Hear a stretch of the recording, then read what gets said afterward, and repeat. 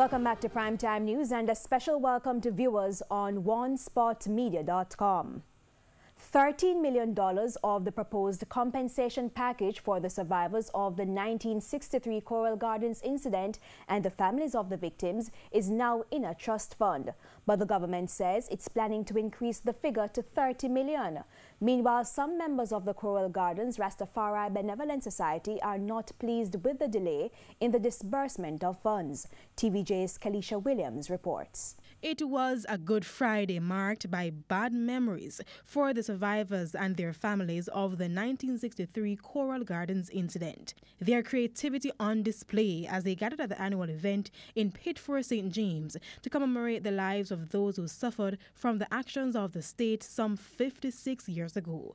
But this year's gathering was more about business. A promise made by Prime Minister Andrew Holness to set up a trust fund for the survivors and the families of the 8 Rastafarians killed is closer to becoming reality. The trust fund is being set up. I understand that the lawyers have the set of laws on the discussion. The Jamaicans for Justice and government laws to establish a trust foundation to ensure that it is properly run and held accountable. Things must be done quickly. The amount of money is not yet large, but it's a start. I think the agreement was for $10 million of the recommendation of the human rights person. We are now at 13, and the Ministry of Culture is looking to increase that to $30 million.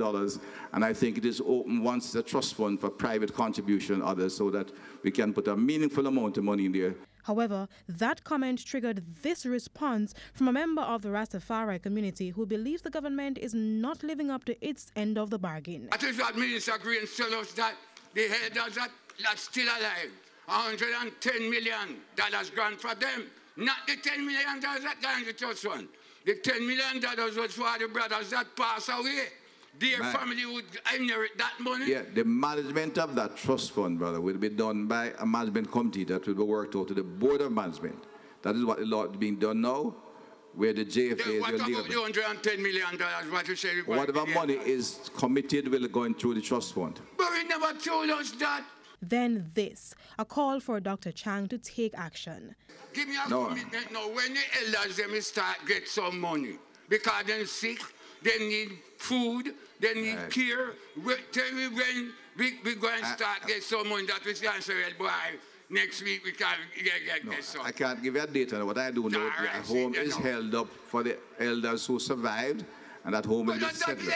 We don't get nothing. The attorney representing the members of the Coral Gardens Rastafari Benevolent Society, Natasha Robinson, addressed some of their concerns. Where we're at now is that we need to finalize the trust document, and after the finalization of the trust document and having received the public defender's report, we can properly assess how much money each person, each survivor is to be allocated, and then we can start dispersing. We cannot disperse until we have a full assessment of what each person is to get, and that is what is taking so long. She also explained that the human rights group Jamaicans for Justice will be working to see how it can better negotiate a deal with the government. 8 persons were killed and hundreds injured and imprisoned by the police during the 1963 incident in Coral Gardens, St. James. Kalisha Williams, TVJ News.